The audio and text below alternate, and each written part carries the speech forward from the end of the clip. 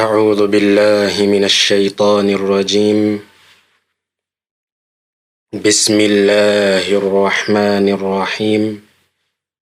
الحمد لله رب العالمين، والصلاة والسلام على نبيه الأمين المبعوث بخير دين الهادي إلى صراط الله المستقيم. أما بعد، amatendo gonna amajjuvu ga wakitiibwa Allah omulezi w'ebitonde byonna. Nkakasa nti teri kigwanidde kusinzibwa okuggyako ye yekka, era nenkakasa nti mazima ddala nabbi waffe Muhammadun sallallahu alayhi wasallam yali mubaka we, era nga ye yasembayo mu babaka Allah bye yatumye ku nsi kuno. Yatujjira n'eddiini ey'amazima, eddiini ey'Obusiraamu. Tusaba Allahu tabaraka wa ta'ala atuyambeko mu kugigoberera na mu kugoberera nabbi waffe eyajja n'eddiini eno eyatikkibwa obuvunaanyizibwa obw'okugitunnyonnyola. Innahu waliyu dhalika wal qadiru alayhi. Olunaku olwaleero tugenda kwogera ku hadithi ey'okusatu mu kitabo kyaffe الأربعون النووية. nga hadithi egamba عن أبي عبد الرحمن عبد الله بن عمر بن الخطاب رضي الله عنهما قال: سمعت رسول الله صلى الله عليه وسلم يقول: بني الإسلام على 5: شهادة أن لا إله إلا الله وأن محمد رسول الله وإقام الصلاة وإيتاء الزكاة وحج البيت وصوم رمضان. رواه البخاري ومسلم. حديث يفي إيفا كو أبي عبد الرحمن تاتوا عبد الرحمن nga yali ayitibwa Abdillahi ibn Umar ibn al-Khattabi. Abdillahi mutabani wa Umaru mutabani wa al-Khattabi. Okusiima kwa Allah kubeere ku ye eyayogera hadithi eno ne ku kitaawe nga ye Umaru ibn al-Khattabi radiyallahu anhuma. Yagamba nti sami'tu, nawulira Rasulallahi omubaka wa Allah sallallahu alayhi wasallam yaqul, okusaasira n'emirembe bibeere ku ye nga agamba: buniya al-islaamu ala 5: Obusiraamu bwazimbibwa ku mpagi 5. Esooka shahadati an la ilaha illa Allahu, okukakasa nti nno teri katonda mulala yenna akkirizibwa okusinzibwa mu butuufu illa Allahu, okuggyako Allah yekka. Wa anna Muhammadan rasulullahi, era mazima ddala Muhammadin sallallahu alayhi wasallam mubaka wa Allah. Wa iqami ssalati, n'okuyimirizaawo essala 5 olunaku. Wa iitaa'i zakati, n'okutoola zaka mu maaliyo. Wa hajjil bayti, n'okulamaga ennyumba ya Allah ey'emizizo, okukola hijja. Wa sawmi ramadana, no kusiiba omwezi gwa Ramadani bwe gukusangawo nga oli mulamu. Hadithi eri mu sahihu al-Bukhari ne mu sahihu Muslim. Okunnyonnyola okutonotono ku hadithi yaffe eno. Omwogezi wa hadithi eno ye Abi Abdurrahman, taata wa Abdurrahman.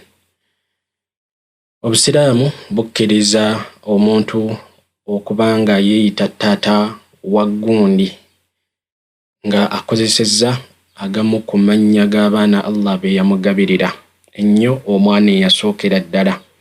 Omwana bw'abanga era ayitibwa Abdurrahman n'ogamba nti nze ndi Abu Abdurrahman, taata wa Abdurrahman, nga bwe kyayaatiikirira mu basahaba nti balinga nnyo n'amannya ago. Abu Abdurrahman ono gwe tuli okwogerako, Abu Sa'idin al-Khudri, Abu Bakr as-Siddiq, naam,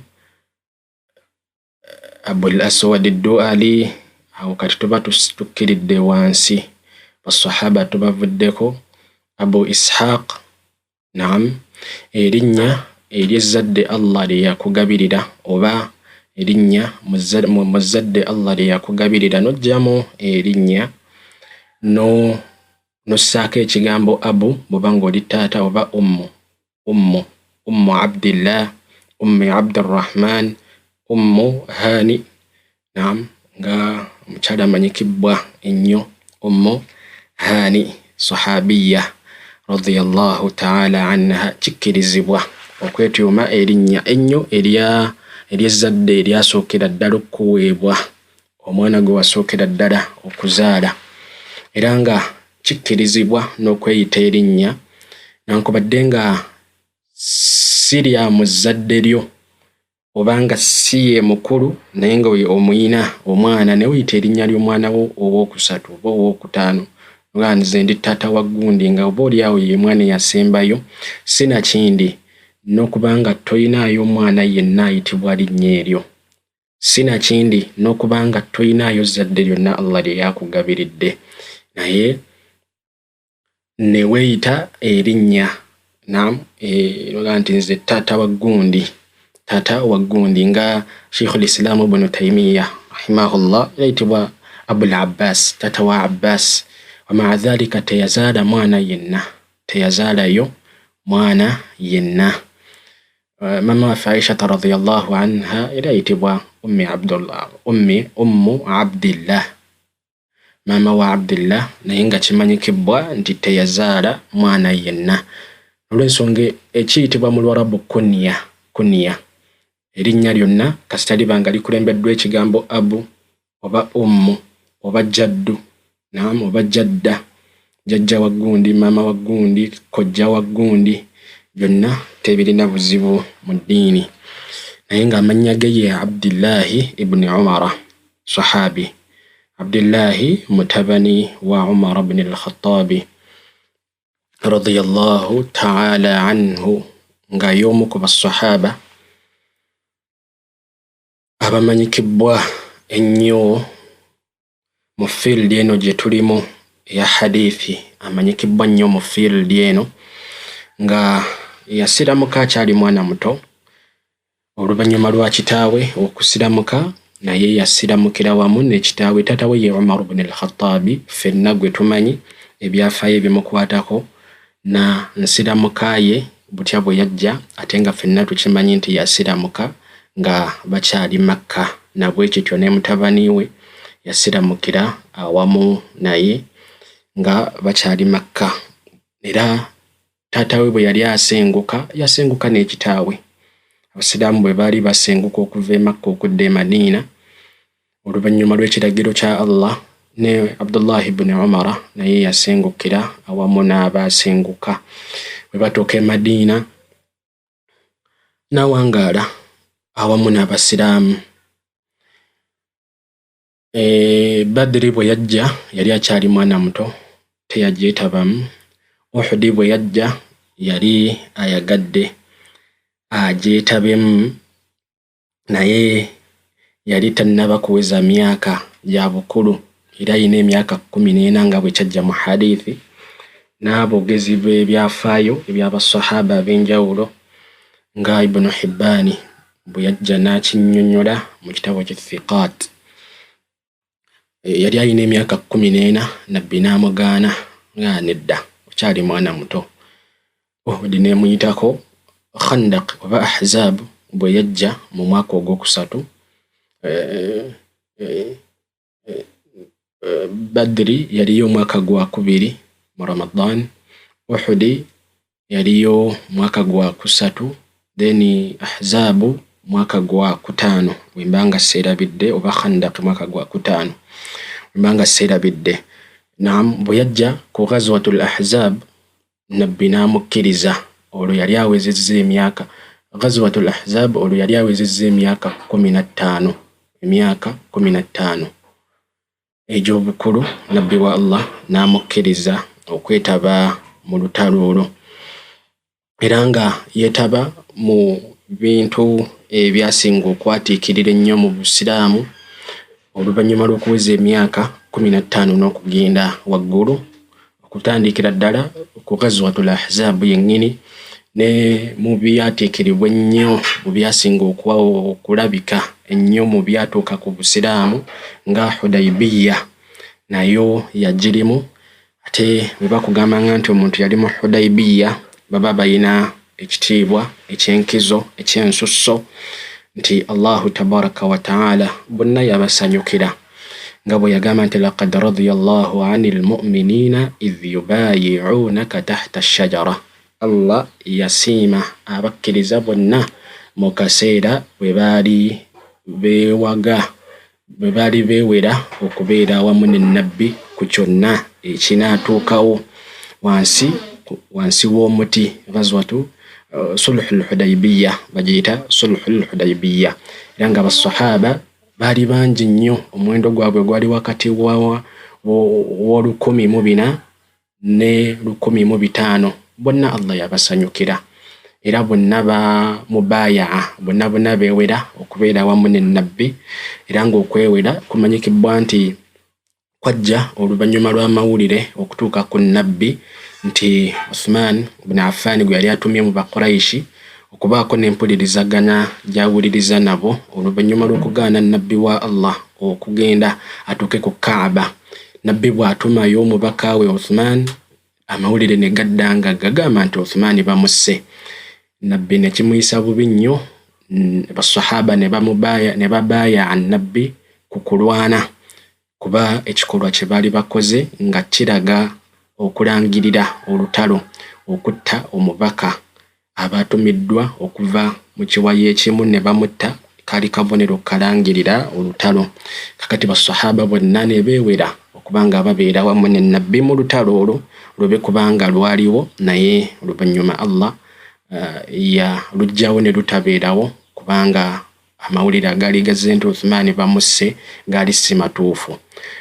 Ekikulu kya byonna nti bwe baali babaaya Nabbi beewera okubeera awamu ne Nabbi, naye yalimu, kuba yali mu sulhul Hudaybiyah, era nga bonna baali mu lugendo olwo okuva Nabbi yava e Madina ng'agenda Makka okukola umrah.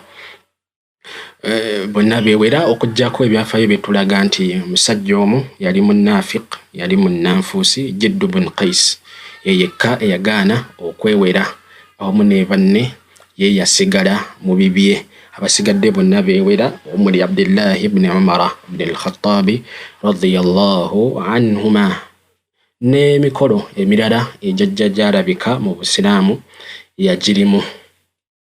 Era nga mubimanyikibwa ku Abdullah ibn Umar nti Nabbi sallallahu alayhi wa sallam bwe yali amwogerako nga Imam al-Dhahabi bwe yajja n'emboozi eyo mu kitabo kye Al-Kashif, yagamba nti Nabbi wa Allah yagamba Abdullah ibn Umar nti inna abdallahi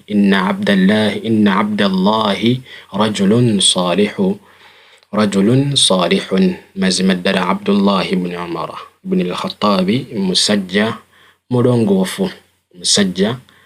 mulongoofu. Bamwogerako ebintu bingi nnyo ebiraga obujjumbizi bwe yali alina mu ddiini eno, okutuuka Sa'id ibn al-Musayyib rahimahullah yali tabi'i y'omu ku banene ku lujegere olw'okubiri olw'Abar'uun, y'omu ku banene eyo, era amanyikibwako irimu etenkanika n'obujjumbize mu ddiini obutenkanika. Yagamba nti Abdullah ibn Umar ono maata wa ma ahadun ahabbu ilayya an alqa Allah bimithli amalihi minhu, yagenda okufanga sirinaayo muntu yenna ku nsi gwe neegomba okubanga ntuuka mu maaso ga Allah n'emirimu egifanaganako ng'emirimu gye nga Abdullah ibn Umar ku lw'emirimu emingi gye yali akola kuba yali mujjumbize nnyo mu ddiini okutuuka Ibn Hajar al-Asqalani bwe yamwogerako mu kitabo kye Taqrib at-Tahdhib yagamba nti Ibn Hajar yamwogerako yagamba nti ahadul mukthirina min as-sahaba wal ibada wa kana min ashaddi an-nas ittiba'an lil athar, yali omu ku bantu basahaba abasinga okugibwako ahadith okuva ku nabbi wa Allah sallallahu alayhi wa sallam, era yali omu ku baali basinga okusinza Allah olusinza olutali lwa kuno olunene oluyitiridde, era nga yali omu ku bantu abaali basinga ennyo okusesera ku kugoberera obuwufu, ebintu ebiriko obujulizi, obuwufu oba ebintu ebiriko obujulizi okuva ku nabbi wa Allah sallallahu alayhi wa sallam. Era nga eyo miiza y'amaanyi nnyo omuntu Allah bw'agikuwanga omwebazanga nnyo okubanga gwe oyagala nnyo okukola nabbi bye yakola, okubanga gwe oyagala nnyo okulondoola embeera za nabbi n'ozikoppa. Kikulu nnyo ky'amaanyi, oba basahaba be ky'amaanyi nnyo ky'amakulu. Sufyanu Thawri yagamba nti in istata'ta alla tahukka ra'saka illa bi atharin faf'al. Mu nsi muno era eyagaliza obulungi bw'obanga osobola okubanga gwe tobaako nakyokola kyonna, ne bwe kuba kutakula mutwe gwo nga tosobola gutakula okuggyako nga waliwo obujulizi gy'obujja obukukkiriza okutakula omutwe gwo, kikole. Amakulu yali akubiriza okubanga omuntu ayitiriza nnyo okusoma obuufu bw'abaatusookawo nabbi waffe Muhammadun sallallahu alayhi wa sallam ne basahaba be bye baali bakola n'abyekwatako. Abdullah ibn Umar yali amanyikibwako embeera eyo, ibada yakolanga nnyo nyingi okutuuka omu ku bakozi be Nafi'u yali amukolera, yabuuzibwa nti gundi yali akola atya ewaka, embeera ze yali awangaala atya ewaka. Abdullah ibn Umar yagamba nti la tutiquunahu, temusobola kusobola bye yali akola bizibu, ibada z'akola obukozi ewaka nzibu nnyo. Al-wudu'u li kulli salatin wal mushafu fima bainahuma, ye buli swala yagifunirangako wuuzu, kulo obulungi obuli mu kufuna wuuzu. Si ekyo kyokka, ate wakati w'ewuuzu ebbiri, amakulu wakati w'esswala ebbiri asomerawo Qur'ani, asomerawo ekitabo kya Allah. Kiba kitegeeza nti ye buli lunaku akadde buli budde bwonna obutudde wakati w'esswala ebbiri obusinga obungi yabumaliranga mu kusoma ekitabo kya Allah. Byonna bimanyikibwa ku ye radiyallahu ta'ala anhu. Tusaba Allah tabaraka wa ta'ala asiime n'ekitaawe ne basahaba bonna okutwaliza awamu. Tetujja kugaziya nnyo ebimufaako ababyagadde ebitabo ebikubyeko ebyawandiikibwamu ebyafaayo by'abasahaba gye biri, osobola okudda gye biri ne byongeza okubanga bikutangaaza ku mbeera z'abasahaba, oba oliawo naffe ne tubajjamu ebyokuyiga. Yagamba nti yawulira omubaka wa Allah okusaasira n'emirembe bibeere ku ye ng'agamba, yawulira si nti bamunyumiza bunyumiza, yeewulirirako ye kennyini n'amatu ge nga nabbi wa Allah agamba nti buniya al-Islaamu ala khamsin, obusiraamu bwazimbibwa ku mpagi 5, ku nkondo 5 ennene. Amakulu bwe tuba tugeraageranya obusiraamu bwaffe n'ennyumba, ennyumba erina enkondo 5 zigiwaniridde waggulu, nkondo 5, ate nga ffenna tukimanyi nti enkondo ewaniridde ennyumba emu ku nkondo ezassibwa ku nnyumba eyo bw'evaako ennyumba eba enafuwa era akadde konna eyinza okugwira abantu, eyinza okuyiika. Kakati ne nabbi waffe yakuba omufaano ku busiraamu bwaffe n'agamba nti nno bwazimbibwa ku mpagi 5. Makulu zino empagi 5 ze ziyimirizaawo obusiraamu bw'omuntu. Buli bwazikola obusiraamu bwe bugumira, buba bunywevu. Emisingi giba minywevu, tegiyinza kuwangulwa na kibuyaga na kintu kyonna ekyandibadde kijjanga kibulumba, tebusobola kuyuuga. Mpagi 5. Nabbi waffe Muhammad sallallahu alayhi wa sallam esooka n'agamba nti shahadati an la ilaha illa Allah wa anna Muhammadan rasulullah. Empagi esooka okukakasa kw'omukakasa yenna nti teriiyo katonda yenna asinzibwa mu butuufu okuggyako Allah yekka, era nti mazima ddala Muhammadi mubaka wa Allah. Eyo y'empagi enkulu mu mpagi 5 obusiraamu kwe buyimiridde, era nga empagi eno yenna atagirina wano ku nsi ayinza okubeerayo n'obulungi, Allah bw'ayinza omussizaawo n'abeera ne ssente n'awangaala mu mbeera ffe gye tuyinza okulaba ng'ennungi, naye Allah bw'amala okumujjulula n'amujja wano ku nsi, ebiddirira ku ye tebibeeramu kalungi konna. Ebbanga lyonna tajja kufunayo kalungi konna. Lwaki? Kubanga enkondo ennene yagenda okuva mu nsi muno nga tagirina. Nkondo ki? Okukakasa obumu bwa Allah n'obwannabbi bwannabbi waffe Muhammadun sallallahu alayhi wasallam. Era nga nabbi waffe Muhammadun sallallahu alayhi wasallam yagamba nti umirtu an uqatila an-nasa hatta yaqulu la ilaha illa Allah, oba mu riwaaya endala hatta yashhadu an la ilaha illa Allah. Nalagirwa okulwanyisa abantu okutuusa nga bamaze kukakasa na nnimi zaabwe nti teriiyo katonda mulala yenna akkirizibwa okusinzibwa okuggyako Allah yekka. Buli omuntu bwe yakyogeranga nga nabbi taddamu mulwanyisa okuggyako ng'ate ayinayo ekirala kyakoze ekyetaaga omulwanyisa, kubanga omuntu ayinza okuyingira mu busiraamu n'abeera ne la ilaha illa Allah Muhammadur rasulullah, naye najja akolayo ekikolwa ekimuggyako la ilaha illa Allah eyo gy'alina, ate ne kimuzzaayo mu butabeera musiraamu. Ebyo mu busiraamu bimanyikibwa bye tuyita nawaqidul Islam, ebintu ebyambulula obusiraamu bw'omuntu ku muntu, ebyambulula obusiraamu ku ggwe, ebyambulula obusiraamu ku muntu, nga kasita akikola oba n'akirowooza oba n'akyogera kimujja mu busiraamu. Bimanyikibwa bingi, abamanyi baffe bazze babiwandiika nga babitunnyonnyola tusobole okuba nga twekuuma gye biri. Olw'ensonga eyo nga bw'oyinza okyogera waliwo ebiyinza okyonoona.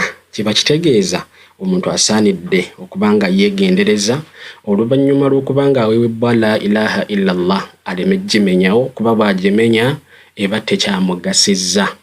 Era nga na buli yenna atalina la ilaha illa Allah ne bw'alikola emirimu gyonna mu nsi emirungi n'agimalayo okuggyako ogwo gwokka ogwa la ilaha illa Allah tegimugasa. Ne bw'alisaala, ne bw'alisiiba, ne bw'alikola hijja, ne bw'alisaddaaka, ne bw'alitoola zaka, ne bw'aliyisa abantu obulungi, ne bw'eyeewala haramu yenna n'akola halaali yenna, okuggyako la ilaha illa Allah nga ye yekka gw'atalina, talinaayo kalungi mu maaso ga Allah. Era ku mirimu gye egyo gyonna emirungi gy'azaakola Allah yajogerako mu suratul Furqan n'agamba nti waqadimna ila ma amilu min amalin faja'alnahu haba'an manthura. Allah agenda kutuukirira emirimu gye yakola gyonna obulungi bwagyo n'obungi bwagyo nga bwe yagikola, kulw'okubanga teyalina la ilaha illa Allah, Allah ajja kugifuula mu nfuufu efuumuddwa n'esaamuuka mu bbanga, tegijja kumugasa. La ilaha illa Allah y'enkondo ennene omuntu gye yandibadde assaako nnyo essira aleme gizannyirako kuba kakati ogwo gwe mutwe omukulu. Bw'onookosa omutwe omukulu ebisigadde wansi tebijja kuyimirirawo. Ensonga enkulu omuntu asaanidde okwegendereza la ilaha illallah ye ereme kwonooneka. Ku mulembe gwaffe guno nga bingi nnyo byonoona la ilaha illallah bye tuzze tulaba abasiraamu nga babikola ng'ate nga si bwe basaanidde okukikola. Tusaanidde twegendereze. Muhammadur Rasulullah, la ilaha illallah yokka temala. Muhammadur Rasulullah nayo erina kujjirako. Ensonga lwaki ffe omuntu bw'abazze kusiramuka tumwogeza ebigambo ebyo tumugamba la ilaha illallah Muhammadur Rasulullah, oluvannyuma ne tumunnyonnyola amakulu agali mu bigambo ebyo byaba ayogedde. Olwo nno bw'amala okyogera ekyo n'akikakasa oba omusiraamu n'akikakasa, emirimu gye gyonna kaakati tuba tulina essuubi nti gijja kukkirizibwa kasita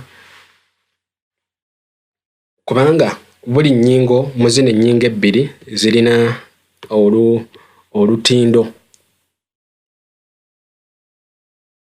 lwe ziyimirizzaawo. La ilaha illallah eyimirizzaawo ikhlas mu mirimu gyo. Muhammadur Rasulullah eyimirizzaawo mutabaa, okukola omulimu nga bwe gulina okukolebwa. Kuba emirimu egisinga obungi Allah bwe yamala ogiraalika mu Qur'ani teyatulagirira butya bwe tulina ogikola. Ogwo omulimu yagutumirako omuntu nga yaani ye nabbi we Muhammadun sallallahu alayhi wasallam. Kakati gwe omulimu gwonna okubanga gubalansinga bulungi gulina kubeeramu ikhlas mutabaa. Ikhlas nti ogukola ku lwa Allah yekka. Ibaada, okusaala, okusiiba, okusaddaaka ne ibaadaati endala zonna ozikola ku lwa Allah yekka, ye ikhlas. Kuba ibaada yonna bw'ogiyingizaamu ogikola ku lwa mulala ate eba eyonooneka. Nga nabbi waffe Muhammadun sallallahu nga Allah bwe yagamba Hadeeth al-Qudusi, nabbi yagamba nti Allah yagamba nti ana aghna shuraka'i 'ani shirki man 'amila 'amalan ashraka fihi ma'i ghayri taraktuhu wa shirkahu. Yenna akola omulimu gwonna nangatta mu mulimu ogwo ogwa ibaada n'agattamu ekitalinze ng'agukoze ku oba oliawo ng'agukoze nga nanga ntaddemu naye mu ibaada eyo n'ateekamu ekirala ekitalinze nga agikoze nga mu bigendererwa bye mulimu ekirala ekitalinze, muleka n'omulimu gwe nengumunekera. Amakulu Allah tagukkiriza. Ibaada zonna tuzikola ku lwa Allah yekka, tuzikolera Allah yekka, tuzikola kusiimisa Allah, ebyo ikhlas. Ate mutabaa nti olina gikola nga bw'erina okukolebwa. Ani yakunnyonnyola butya bwe bakola ibaada ezo? Nabbi waffe Muhammadun sallallahu alayhi wasallam. Kiba kitegeeza omuntu ayinza okubeera ne ikhlas naye n'abulamu mutabaa, omulimu gwe guba si mutuufu. Oba omuntu ayinza okubeera ne mutabaa n'abulamu ikhlas, omulimu gwe guba si mutuufu. Byombiriri bitambulira wamu. Ekyo kye kitudde emabega w'ekigambo la ilaha illallah Muhammadur Rasulullah mu mirimu gyaffe nga y'empagi esooka y'enkulu. Kasita ebeerawo emirimu gyonna emirungi gisobola okuba nga gikuyamba wano ku nsi n'oluvannyuma, naye kasita evaawo empagi eyo esooka n'emirimu egisigadde gyonna ne bwe giba mirungi gitya tegikugasa. Omuntu ayinza okubeera omusiraamu n'amalawo ebbanga mu busiraamu bwe n'akola emirimu emirungi nga mingi, akaseera ne kajja katuuka n'ava mu busiraamu. Emirimu gye emirungi gye yakola kasita afa nga abadde nga bwe yava mu busiraamu tabuddangamu, gyonna gigenda kufuumulwa ku qiyama gifuulwemu nfuufu, tegijja mugasa mu maaso g'owekitiibwa Allah. Lwaki? Empagi esooka yagyonoona. Empagi ey'okubiri wa iqaamis salah, n'okuyimirizaawo essala ez'obwetteeka ettaano endaalike ze zitegeezebwa wano. Wa illa essala nnyingi nnyo ezimanyikibwa mu busiraamu: taraweehe, salatul layli, salatul tahajjudi, salatul witri, qabliya, zibaadiya, sunani endala zonna omuntu ziyandibadde asaala sunnatul wudu zonna ssala era nga zonna mu busiraamu mweziri naye kulwokubanga tuli kwogera ku empagi wano tuba tusosowazzaamu mu swala zino ne tujjamu ettaano endaalike nga ye fajiri oba subuhi dhuhuri asri maghribi ne ishaa'i zimanyikibwa nti fajiri esaalibwa raka 2 dhuhuri 4 asri 4 maghribi 3 ne ishaa'i 4 ezo swala ettaano mu mpagi z'obusiraamu era nga ye mpagi ey'okubiri si ekyo kyokka ye mpagi eddirira la ilaha illallah. Oluvannyuma lwa la ilaha illallah empagi gye tuzzaako okusaako essira eri abasiraamu kubanga bagyekwatako nnyo ye mpagi y'essala. Omuntu ayinza okubuuza abaffe essala yali alikibwa ddi? Essala yali alikibwa nga nnabbi ne basahaba bakyali Makka nga tebannaba kusenguka okudda e Madiina. Ekyo kimu. Ekyokubiri, abamanyi bonna beegatta nti essala zino ettaano endaalike zaalaalikibwa ku eno olunaku oba ekiro nabbi kye yatwalibwa mu lugendo lwa Isra'i wal Mi'raj. Olumanyikibwa obulungi nabbi Allah bwe yamutwala mu ggulu yamusoosezzaako e Baitul Maqdis oluvannyuma n'amutwala mu ggulu omulaga obubonero bwe obw'enjawulo era mu bye yamuyitira kwe kumulaalikako essala ate nga teriyo omulimu gwonna Allah gwe yayitirako nabbi n'amutwala waggulu w'amagulu 7 okuggyako essala. Ekyo kiraga obukulu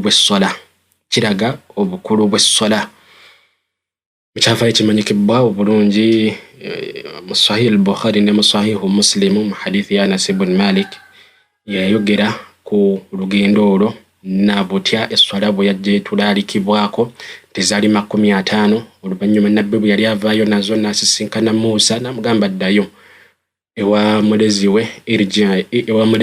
irji' ila rabbika fas'alhu takhfif, ddayo ewa mulezi wo Allah omusabe akukendeerezeeko kuba ezo nnyingi nze nalikokko mu bantu ekibiina kyange byabalema kati gwe omuwendo ogwo gwonna tebajja kusobola naddayo mpaka bwe baamussiza ku muwendo gw'essala ettaano naye mu mpeera ne zisigala ku 50 zibe kubeera 50 buli essala yandibaddeko empeera emu naye bwe zaamala okukendezebwako mpaka ku 5 ne zikubisibwamu times 10 kiba kitegeeza buli essala eriko empeera 10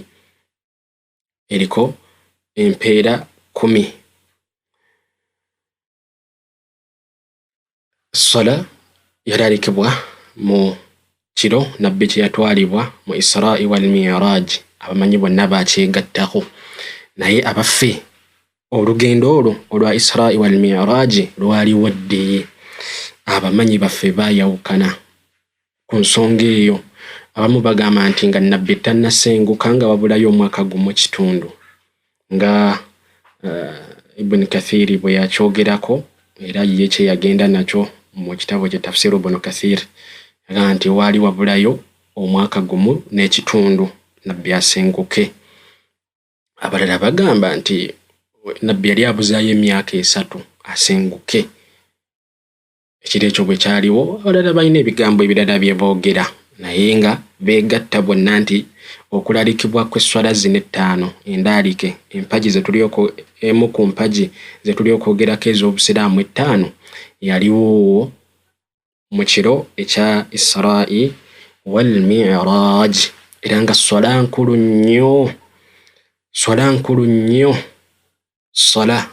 nnyo mu bulamu bwo. Omuntu teyandibadde nga agayaala okusaala essala nga bwe tugigayaalirira ensangi zino. Abantu nga baleka essala, abantu nga bafuddeyo okukola emirimu emirala naye ng'essala bagirese. Oluusi ng'emirimu emirala gye yeekwatako ennyo tegituuka ku ddaala ly'essala kuba essala mpagi. N'aleka empagi n'akola ekyobwa sunna oba ekyobwetteeka naye nga si mpagi, ekyo kive.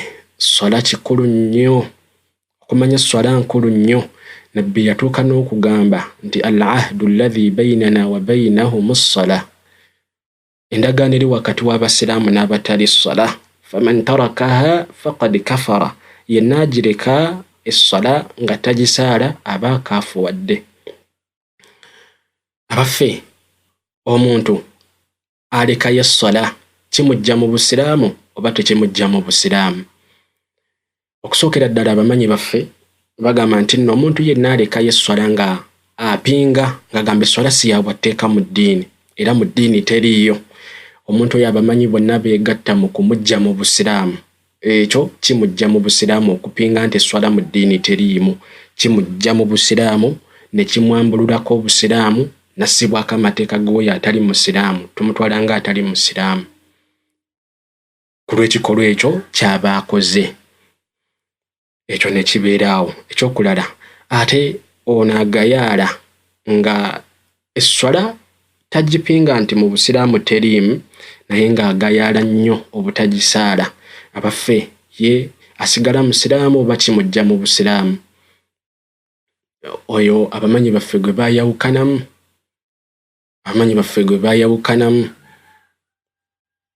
Abamu ne bagamba nti ekikolwa ekyo ekyokulekayo essala ne baba nga akakasa nti nno gyeri naye n'agirekayo kimujja mu busiraamu ne kimwambululako obusiraamu ekikolwa ekyo.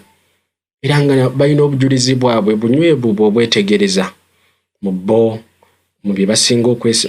bujulizi obusinga okwesembesebwa ku nsonga eyo ge mawulire Imaamu Tirmidhi ge yajja nago mu Sunani Tirmidhi okujjaku Abdullah ibn Shaqiq rahimahullah erimu ku battabi'un yagamba nti kana ashabu rasulillahi sallallahu alayhi wa sallam la yarawna shay'an min al-a'mali tarkuhu kufrun illa as-salah.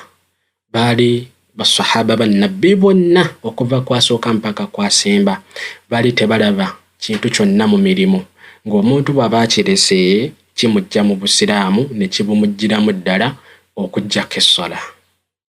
Kulobukulu bw'essala, essala obunene bwayo abantu bayinza okuba nga tebabumanyi.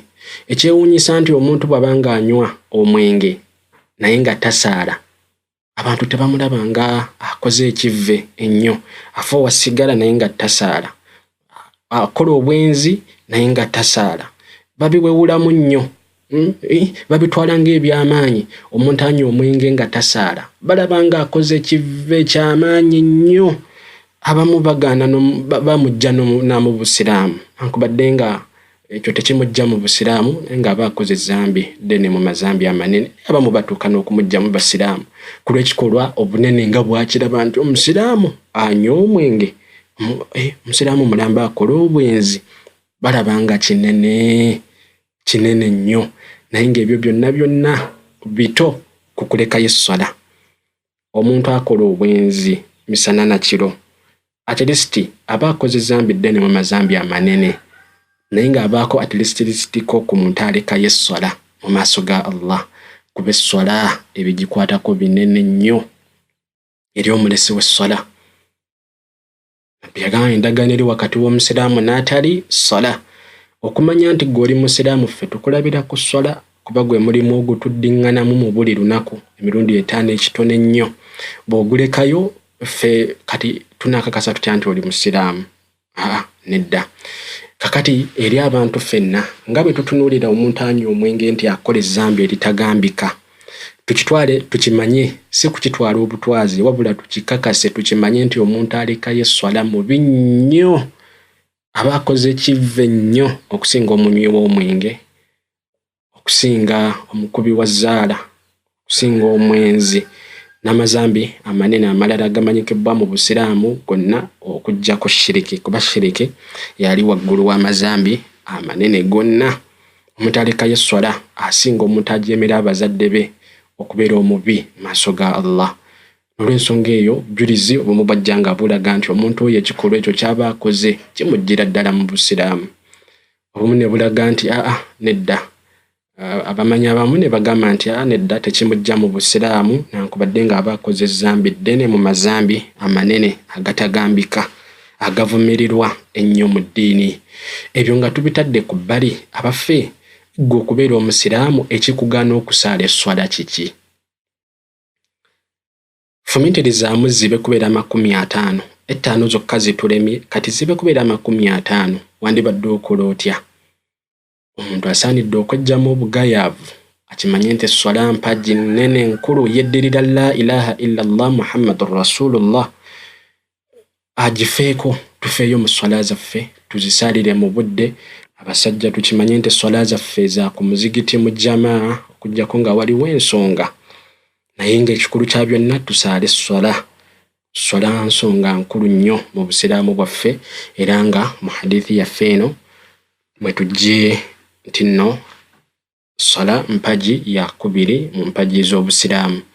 Empagi ey'okusatu wa itaa'i zaka, n'okutoola zaka mu maali yaffe. N'okutoola zaka mu maali yaffe nayo mpagi mu mpagi z'Obusiraamu. Zaka erina amateeka agagifuga. Muggo nti omuntu alina kuweza nisaabu oba omuwendo ogw'emmaali bwebanga eri qualified okuggibwamu zaka, omuwendo ogwo nga gwatuuka.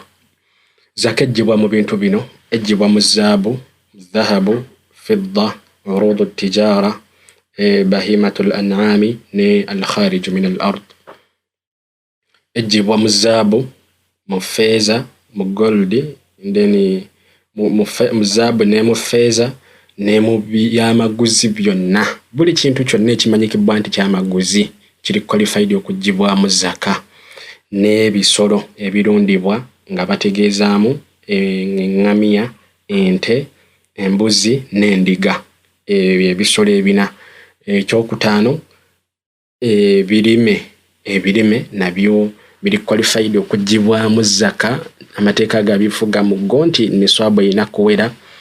Mu byongo gyeko ebirime waliwo n'etteeka eddala erigamba nti erina kuyitako omwaka gumu, kuba Nabbi yagamba nti la zakata fi maalin hatta yahula alayhi al-hawl. Teri zaka eggibwa mu maali okuggyako ng'emaze kuyitako omwaka gumu. N'amateeka agafuga ensonga eyo tetuyinza gagaziya nnyo. Kyenjagaddemu mu byonna nti zaka mu Busiraamu mpagi mu mpagi z'eddiini, wabula si ya buli omu nti buli Musiraamu alina gitoola. Erina amateeka gaayo, agamu ku go nga bwe tuba okugayitamu obuyisa akatono ennyo naye ng'amagazi. Era nga zaka omuntu ayinza okubuuza nti yo yali alikibwa ddi? Nayo yali alikibwa mwaka gwa 2. Zaka yali alikibwa ku mulembe gwaffe guno ogusemba, omulembe gwa Nabbi Muhammadun sallallahu alayhi wasallam, mwaka gwa 2 oluvannyuma lw'amasenguka ga Nabbi okuva e Makka okudda e Madiina. Omuntu ayinza okubuuza nti ate omulesi w'ezzaka ye kimujja mu Busiraamu oba aba akoze ezzambi ddene mu mazambi amanene? Imaamu Malik ye omulesi w'ezzaka kasaba nga agireseewo ne bwaba nga akakasa nti gyeri naye n'agaana oggiwaayo, ye yagamba nti Obusiraamu abuvaamu. Naye abamanyi abasinga obungi okusinziira ku bujulizi obwajja bagamba nti nno tekimujja mu Busiraamu naye aba akoze ezzambi ddene mu mazambi amanene. Lwaki nedda nga abaaleseeyo mpagi mu mpagi z'Obusiraamu? Kiba kitegeeza Obusiraamu bwe buba butandiise okuyuuga, buba bunaatera okumugwako, buba bunaatera omumuyiikako, ekitandibadde kirungi. Era nga zaka mukulu nnyo ku lw'emigaso egigirimu n'obulungi obugirimu eri agiwa n'oyo agiweebwa. Agiwa nti emutukuza, netukuza emirimu gye, netukuza emmaali ye, netukuza famire ye, netukuza embeera ze zonna wano ku nsi ne mu kabuli ne ku qiyama mu maaso ga Allah. Ate gwe abagiwadde aba abayambyeko abantu abamanyikibwa emiteeko 8 Allah gye yasunsula ng'alaga nti be baweebwa zaka. إنما الصدقات للفقراء والمساكين والعاملين عليها والمؤلفة قلوبهم وفي الرقاب والغارمين وفي سبيل الله وابن السبيل. Miteeko egyo bw'omala okuleeta zakaayo abavunaanyizibwa ku nsonga ya zaka emiteeko egyo 8 gye batunuulira okubanga bagiwa zaka gy'obutodde, naye nga eri buli yenna atunkana n'amateeka agafuga omuntu okubanga awaayo zaka kasita atunkana nago aba akakatibwako giwaayo, bw'atagiwaayo aba akoze ekivve mu bivve by'obusiraamu. Era nga zaka y'empagi ey'okusatu. Empagi ey'okuna gye yazzaako wa hajji albayti, n'okulambuula ennyumba ya Allah ey'emizizo Kaaba, nayo mpagi mu mpagi z'eddiini. Era efanaganako nga zaka nti si ya buli omu wabula eri oyo yenna ayina obusobozi okukola hijja. Ensonga lwaki mu riwaaya endala osanga nti wa hajju albayti liman istataa ilayhi sabila, eri buli okulamaga ennyumba ya Allah eri oyo yenna aba asobodde okukwata ekkubo eryo. Atasobola talina buzibu kuba tasobola, era ne Allah we amulaba akimanyi nti nno tasobola, naye kino kiriko oyo ayina obusobozi obuyinza okukola hijja, ayina kukimanya nti ayina gikola kuba mpagi mu mpagi z'eddiini. Omuntu ayinza okubuuza nti abaffe okukola hijja nayo yali alikibwa mwaka kiye? Okukola hijja yali alikibwa mwaka gwa abamanyi baffe bakyawukanamu, bayawukana abaffe hijja yali alikibwa mwaka ki?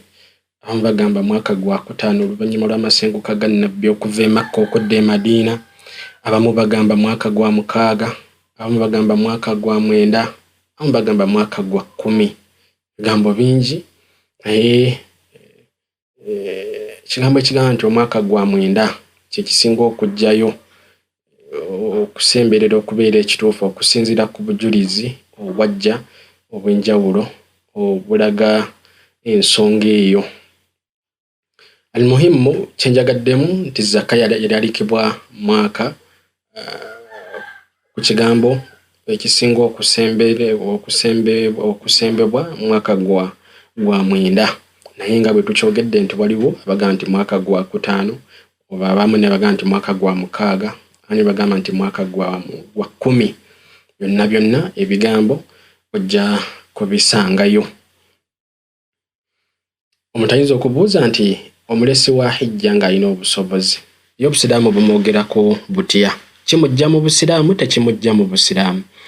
Imamu Maliki yabumujjamu n'abalala, naye abasinga obungi abamanyi baffe bagamba tekimujja mu busiraamu, naye aba akoze kivve mu bivve by'obusiraamu, aba akoze zambi ddene mu mazambi amanene. Era nga wano wonna wozowulira, leka tusooke tukimalirize, naye ne kisembayo kye tugenda okwogerako empagi ey'okutaano, buli kyonna ky'oli okuwulira nga tugamba nti nno zambi ddene mu mazambi amanene tekitegeeza nti nno aba awonye omuliro gwa Allah. Ndedda. Ekyo omuntu yenna akola ezambi eddene mu mazambi amanene n'atenenyeza mu maaso ga Allah n'afa nalyo aba ali tahta al-mashi'a, aba ali wansi w'okusalawo kwa Allah. Allah bw'aliba ayagadde alimubonereza, Allah bw'aliba ayagadde alimusonyiwa. N'olw'ensonga eyo omusiraamu yenna omukkiriza alowooleza nnyo ku sayidi ey'obubi asobole okweddako nga bukyali. Kakati gwe kitwale nti buli booleka zaka, buli booleka okusaala esswala bwe tuba nga tututte ekigambo ky'abo abagamba nti zambi ddene mazambi amanene, oba oleseyo okukola hijja kitwale nti Allah agenda kukubonereza, onoogumira omuliro gwa Allah, onoogumira ebibonerezo bya Allah. Allah bw'aliba akukutteko oligumiikiriza. Yagamba Allah nti inna akhdahu alimun shadid, olukwata Allah lwayinza okukukwata mu luzibu luluma, tosobola kugumiikiriza kullo. Bwe gubeera muliro nga Allah gwagenda okukubonereza nagwo tosobola kugumiikiriza, kuba Nabbi waffe Muhammadun sallallahu alayhi wasallam yatukubira omufaano kuba agenda okubonerezebwa n'omuliro, agenda okusinga okubeera mu mbeera ennungi kokko. Nabbi yagamba mu Hadeeth ali mu Sahih Muslim, yagamba nti najja kwambazibwa engatto, bw'amala ozzambala zijja kuviirako kubanga obwongo butokota.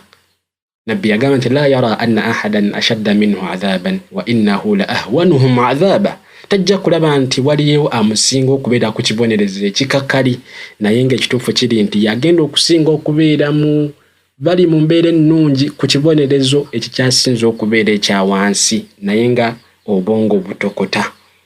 Olw'ensonga eyo bwe boogera ku kubonereza kwa Allah tetubitwala nga ebyokusaaga. Abantu ennaku zino agamba nti gulyokera eyo. Okay, gulyokera eyo gw'oyogerako togumanyi, ebbugumu lyagwo tolimanyi. Nabbi yagamba nti naarukum hadhihi, omuliro gwammwe guno, juz'un wahidun min 70 juz'an min naari jahannam. Omuliro guno gwe tuyina kitundu guli a 70th 1/70 ku muliro ku jahannama Allah gwagenda okubonereza nago abajeemu. Kakati gwe twala ebbugumu eriva mu muliro guno ogwaffe ogw'okunsi, olaba ebbugumu lye guvaamu oba osobola okugumiikiriza okusaamu akagalo obutikitiki busatu nga tojjeeyo. Ofumitirizeeko ogugusingako ebbugumu nga guli 69 hot, bbugumu eriguvaamu liri 69 times ku guno omuliro ogw'okunsi.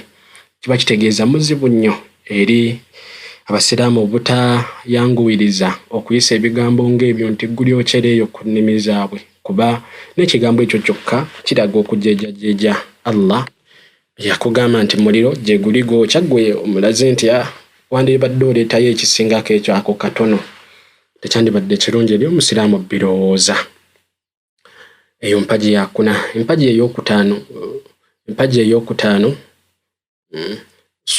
wasawmi Ramadana, n'okusiiba omwezi gwa Ramadani bwe gubanga gukusanzeewo.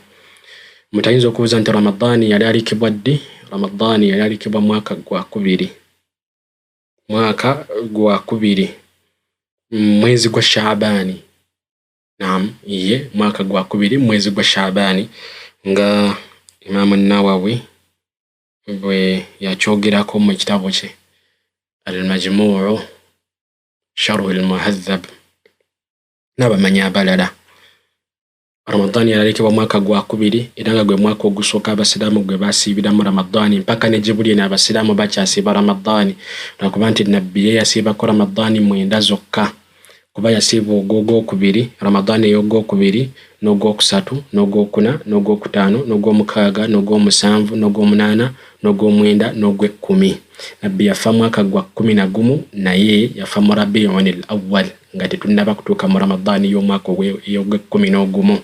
N'olw'ensonga eyo yasiiba Ramadani 9 zokka.